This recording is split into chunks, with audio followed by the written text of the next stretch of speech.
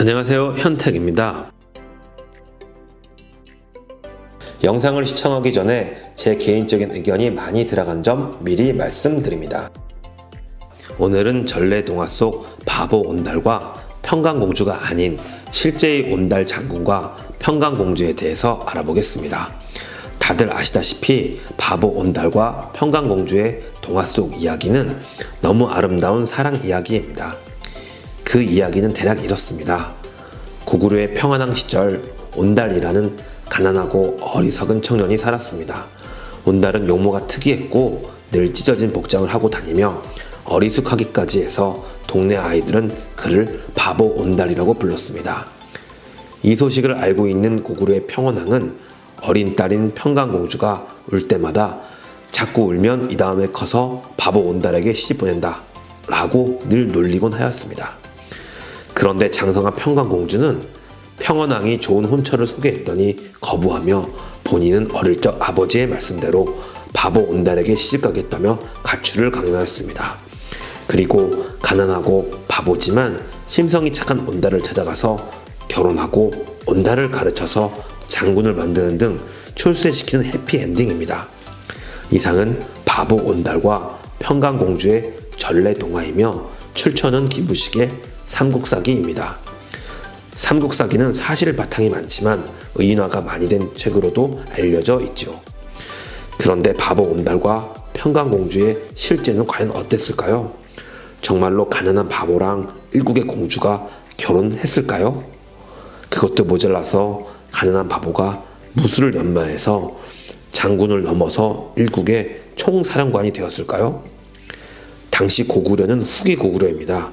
한마디로 어마어마하게 큰 나라였습니다. 그런 일국의 왕인 평안왕이 일개 동네 바보를 알았을까요? 그리고 동네 바보인 온달이 평강공주의 교육만으로 고구려의 장군이 될 수 있었을까요? 제 생각으로는 둘 다 불가능해 보입니다. 그러면 이야기의 앞뒤가 맞으려면 존재하는 여러 가설 중에 두 가지를 채택해 보겠습니다. 첫 번째는 사마르칸드 강국 왕족 출신이 이끄는 집단의 집단 망명입니다. 참고로 사마르칸드 강국은 현 우즈베키스탄의 일부 정도 생각하시면 되겠습니다.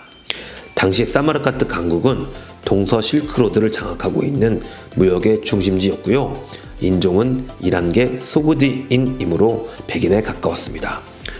온달이 강족이라는 데는 두 가지 이유가 있는데요. 첫째는 당시 사마르칸드는 온씨가 왕으로서 지배했던 시절이 있었고요. 두 번째가 온달의 외모가 삼국사기의 파리하다를 하야타로 해석하는 분들도 많았기 때문입니다. 그러면 두 번째 가설을 보겠습니다. 이건 역시 외국인 집단의 집단 망명 혹은 이동입니다. 몽골 초원지대에 투바 왕국이 있었는데요. 부리아트족으로 추정되는 집단의 이동입니다. 이 부리아트족은 훌륭한 전투 집단이었고 덩치가 매우 컸다고 합니다. 또한 현대의 부리아트의 후손들도 매우 키와 덩치가 큰 편이며 여기서 온다르라는 이름은 우리나라의 철수나 영희처럼 흔한 이름이라는 게 이유입니다.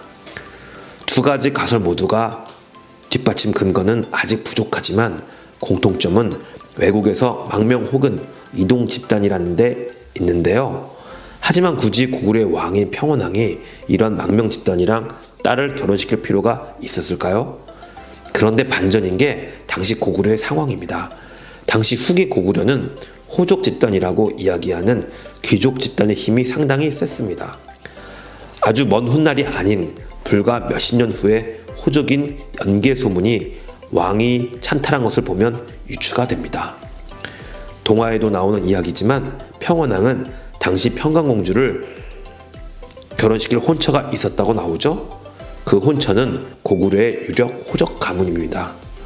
동화에서처럼 평강공주가 싫다고 파혼된 게 아니라 무엇인가 이해관계에 결렬이 있었겠지요. 유력 호적 가문과 척을 진 평안왕은 왕권 견제를 위한 제3의 세력이 필요했을 것입니다. 어느 시대건 왕권을 위협하는 건 귀족 호족입니다.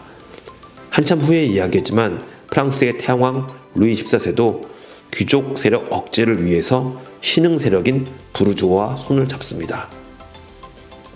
아마 고구려 왕인 평안왕도 호족 억제를 위해서 신흥 세력인 온달족과 손을 잡은 게 아닌가 추리되네요. 그러면 온달은 사마르칸트 혹은 부리아트의 망명 세력 중 지도자층이 자제가 아닐까 생각이 들고요. 만약 사마르칸트 쪽이라면 보너스로 동서교역로인 실크로드의 이권 중 일부를 평원왕에 욕심낼 수 있었겠고요. 부리아트 쪽이었다면 용맹한 전투 집단이니 그것 또한 평원왕의 보너스일 수 있습니다. 그러면 삼국사기 기록에 온달이 바보라고 놀림받았다는 점과 가난했다는 점은 어떻게 해석할 수 있을까요? 먼저 바보였다는 점은 온달이 어렸을 때 이주했다면 당연히 고구려 말을 모르기 때문에 익숙해질 때까지 시간이 좀 걸렸겠지요. 아마 어눌한 고구려 말이 고구려 귀족층 자제들 사이에서 놀림을 당할 수 있었을 것 같습니다. 그리고 가난했다는 점은 사마르칸트 강족이나 부리아트 쪽 둘 다 유목민족이었습니다. 정착민족인 고구려인이 볼 때는 다소 촌스러운 복장처럼 보였을 것이며 사는 집 또한 그리 보였을 것입니다. 참고로 유목민족들은 왕도 게르에 살았습니다. 아마도 이러한 연유가 고구려 귀족층 입장에서는 가난해 보였을 것 같습니다. 한마디로 온달은 바보도 가난하지도 않았다는 가설입니다. 평강공주가 온달에게 가르쳐준 건 고구려 말 정도가 아닐까 싶고요. 고구려 왕인 평원왕도 온달 부족과의 연대 외에도 온달이란 사람의 그릇, 영특함, 용맹함, 무장으로서의 건장한 체격 등등을 체크했을 것 같습니다. 한마디로 온달은 망명 집단의 최고위층 자제였을 것이며 훗날 신라와의 전투 시 고구려 군대의 총사령관이 될 만큼의 그릇을 지닌 인물이었을 것입니다. 여기까지는 여러 자료를 취합한 가설입니다. 지금부터는 실제 역사 이야기인데요. 동화처럼 해피엔딩이었으면 좋았을 온달과 평강공주 이야기는 590년 평원왕의 아들이자 평강공주의 오빠인 영양왕 시절에 신라에게 빼앗긴 한강 이북을 수복하고자 신라와의 전투 중 당시 총사령관이었던 온달은 아차성에서 화살을 맞고 전사했습니다. 그 다음 전래야사에는 고구려인들이 온달의 시신을 장사 지냈는데 온달을 담은 관이 움직이지 않았고 이를 본 평강공주가 삶과 죽음은 이미 정해졌으니 이제 돌아가시옵소서 라고 애원하자 관이 땅에서 떨어져 움직였다고 합니다. 뒷부분을 생략한 해피엔딩 동화로만 어린 시절부터 알고 있었는데 마음이 먹먹해졌습니다.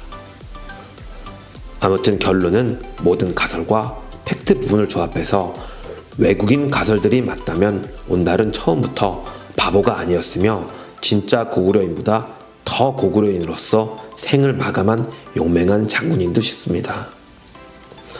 온달과 평강공주의 슬픈 이야기를 되새기며 오늘 이야기를 마치겠습니다. 이상 현택이었습니다.